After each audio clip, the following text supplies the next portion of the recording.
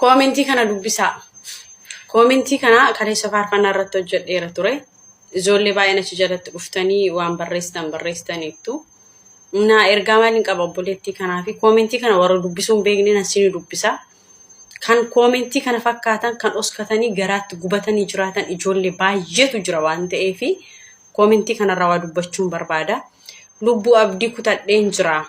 Dadhabbii koo itti waggaa afurii iriyaa amanee irratti ergachaa ture na kaade maal naan jettaa faarfannaa tokko naa faarfadhu jettee jirti obboleettiin kuni.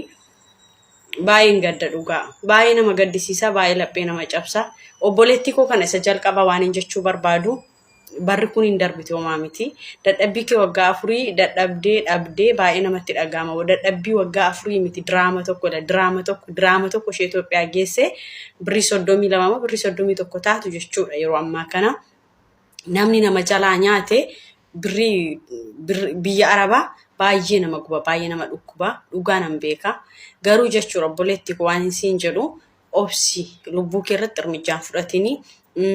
Waan hin tattaane yaadini dhuguma kanuma siin jedha abdii kutannaan immoo qixxee nama du'eeti namni abdii kutatte qixxee nama du'eeti gara maraannaatti illee nama geessa sammuu nama dhabsisiisa waan xiqqoo yoo qabaatte walitti qabadhu galiiti akka kanatti akka amma jirtu kanatti dandeessee hojii hojjechuu dhiisuu dandeessa gola ormaa jechuu yeroo fayyaayyuu baay'ee ulfaata garuu yeroo sammuu nama dadhabu immoo jechuudha waan baay'eetu nama mudata yoo waa akka keerraa qabaatte galiiti biyya abbaa kee keessatti mana bunaa banadhuuti jiraadhu ergaa kootiin kuni lammaffaa waan isin jedhu dhuguma baay'ee xiqqoo dogoggorte waan ati dogoggorte maalidha nama jaallachuun kanuma jirudha hiriyaa jaallachuun kanuma jirudha garuu jechuudha waggaa tokko yeroo irratti ergite asumaan ergaa kan isinii qabu obboloonni koo kan kana fakkaatan baay'eetu jira dhugaa waaqa waggaa tokko yeroo irratti ergite maal hojjette meerre bu'aan birrii kiyya maaf hin jenne waggaa lama yeroo irratti ergite maaf hin gaafanne baay'ee kan ati dogoggorte maalidha waggaa afur muluu irratti erguun keeyyu inuma adooddeetta dhugaa garuu immoo namni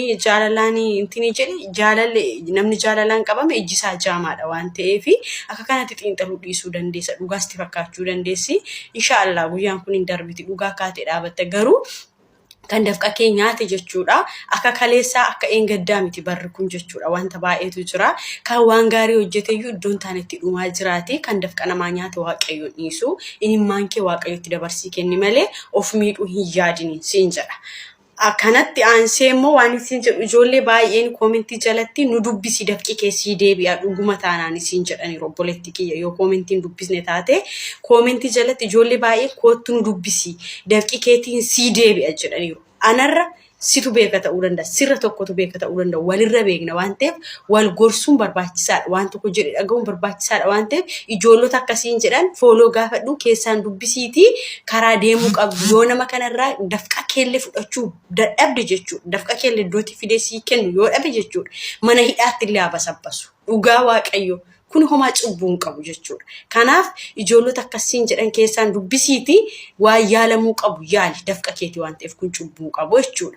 Garuu jechuudha warreen madaa akkasii qabdan an ergaan ani isinii qabu shamarran madaa akkasii qabdanii namni tokko akka kanatti simmiidhee ka'ee boru jechuudha. Deebi'ee ufee dhiifamaa nan dogoggoreen gaafa siniin jedhe dhugumadha jettanii dhaqxanii jechuudha. Namni akkasiin godhe har'a jechuudha. Gaafa sin dhiifama gootaniif itti deebitan yooyin lubbuu keessan baasuuf yooyin immoo waa walitti qabatanii ishee sin harkaa bittinsuuf malee jireenyaaf miti waan ta'eef dhiifama obbolummaa godhaa fi garuu dhiifama karaa biraa gootanii jireenya keessanitti deebistanii hin gashina abadan nama dafqa keessan dafqa biyya Arabaa nyaate jechuudha dhiifama jedhee gaafanni isinitti dhufe dhiifama obbolummaa godhaa fi garuu dhiifama abbaa manummaa faadha manummaa yookiin dhiifama jaalallee gootanii fi jaalalaaf nama kanatti dhiyaatina wayiif dhufe waan ta'eef lubbuu keessan irraa duubatti hin deebu namni akkasii kun jechuudha dhugaa. Kanaaf ani ergaa kan asumarratti kanumaan hin xumura ergaan itti aanu ani qabu dhiirota keenya durboota akkas gootan dhiirota baay'eetu dubartii akkas godhee boosisaa jira keessumaa dhiira Oromoo. Dhiifama naa godha yeroon akkas jedhu hunda ta'uu dhiisuu danda'a garuu persentii 100 keessaa persentiin 75 dubartii biyya Arabaa jirtu akka qumaaraatti taphachaa jirtu dhugaa waaqayyo warreen nagaa taatan dhiifama naa godha. Si dharrabsuuf yookiin si xiqqeessuuf miti. Dhiirota Oromoo keessumaa dhiironni Abashaa jechuudha. Jibbaa sanyummaati qabu maleessa jibbaa walii isaanii dubartii jaalatan tokko akka unqulaaliitti qabatu malee akka kanatti amilee ishee hin cabsan. Akka kanatti dafqa isheetti hin fayyadaman. Yeroo baay'ee ijoollee Oromoo keenya wal cabsituun arga malee ani karaa kanaa dhiirota Habashaa baay'ee isaanii hin argu. Na of kolchaa yeroon akkas jedhanii gara biraatti na harkisina. Dhugaa jiruun dubbadha dhugaa. Kanaaf jechuudha.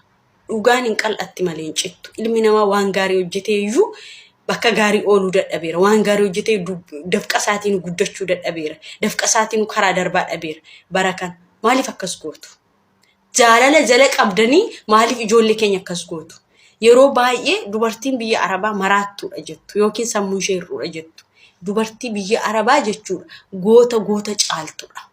Mudhii ishee hidhattee otoo ofii ishee beeloftuu Arabaaf hojjettee laachaa as deebitee ofii ishee indoomii nyaatti. Arabaaf foon hojjechaa ofii ishee indoomii nyaatti. Ofii ishee matbaka kushinaa keessa ciisaa siree Arabaa sirreessiti. Shinti beetii nama xiraa'aa nama udaan nama miicca siniin sin gargaarti. Jaalala jala qabdanii jechuudha. Bor jireenya kooti jettee sin gargaarti. Bor wajjin guddanna jettee siniin sin gargaarti. Achiiti mana bunaa jala taa'aa qilleensa biyya abbaa keessanii fudhachaa dubartii cabdee dubartii jechuun haadha jechuudha. Lapheetii cabdee sin amantee sin faana jireenyaaf hiriirte deebistanii laphee cabsitu. Waaqni isiniin dhiisu. Dhugaa Rabbii waan isiniin dhiisu. Han hojii dukkanaa hojjete miti, han hojii ifaa hojjete iyyuu iddoon taanetti umurii gabaabbachaa jira yeroo kana jechuudha. Kan dafqa isaan buluuf tattaafatu iyyuu iddoon taanetti umurii gabaabbachaa jira yeroo kana jechuudha. Dhugaa waan isiniin dhiisu. Jaalala fakkeessitanii afaan dhadhaa dibattanii jala seentanii durboota keenya irra durboonni keenya lapheen ishee sisiidha. Dhaggeeffadhaa. Durboonni Oromoo keessumaa lapheen ishee sisiidha. Jaalala irratti keessumaa jechuudha. Jaalala irratti keessumaa durboonni Oromoo lapheen ishee sisiidha. Jaalala jennaan jaalaluma beekti. Singaruu jechuudha. Dhugaa Rabbii marzii. Garaa keessanitti marzii baattanii garaan keessan keessi isaa hin mul'atu. Afaan keessanii dhadhaa dibattanii dhiirti tokko dubara 5 dubara 6 kan goyoomsu jira. Dhaggeeffadhaa. Hunda dhiiraa miti. Dhiirti immoo dubartii akka haadha isaatti oo'uu fi ni jira.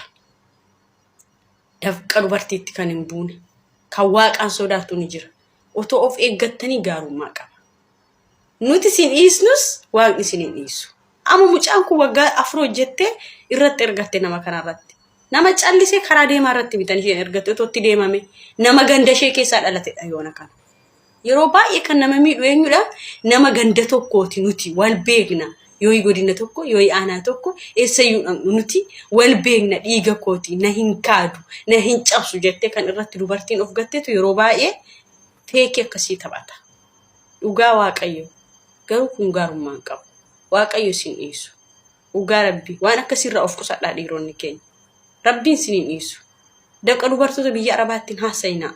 Dubartiin biyya Arabaa maraattu miti gaafa birrii ishee sin irratti ergitu. Akkasumatti immoo ufamiti. Sa'aatii 24 muluu mataa isheetti aramni iyyite daa'imti waggaa 3 daa'imti waggaa 4 asii gaditti dubbachaa asii gaditti tufaa hojjettee fidde malee ciistee miti kan isheen fidde. Dafqite. Dubartii biyya Arabaa jireenya keef namni argatte ati jechuudha. Nama haati dhiira haati eebbistedha. Sababiin isaas akkaataa jireenyaa beekti. Beela'uutti beekti. Dheebochuutti beekti. Dadhabbiitti beekti. Argachuutti dhabuutti beekti. Daaruutti yeroo nuti miidiyaa irratti akka kanatti babbareenne ol baanu kana keessi keenya akkasuma bareeda. Sinti fakkaati miti keessi keenya jechuudha. Muka rimmi nyaate eenyutu beeka? Keessi dubartii biyya Arabaa muka rimmi nyaate irra keessaan otoo bareedu keessaan garuu uumeera. Keessi keenya waan banamee ilaalutoo ta'e ilaalamutoo ta'e gubatee dhume cilee fakkaata. Maaliif jennaan achii maatii gargaarsatu mataa nu naannessaa asii Arabatu mataa nu naannessaa beelaa dheebuutu mataa nu naannessaa ba umurii keenya ijoollummaa gola namaa keessatti dabarsuutu mataa nu naannessaa waaqa sodaadhaa waan akkasiin hojjetina. Dhugaa waaqa waan akkasiin hojjetina. Durboonni keenyas of eeggadhaa daraa Waaqayyo. Of eeggachaa deeman ergaa kooti. Galatooma waan hin jedhuun qabanii dhugaa. Baay'ee nama gaddisiisa baay'ee namatti dhagaa. Share koppiliingii godhaa.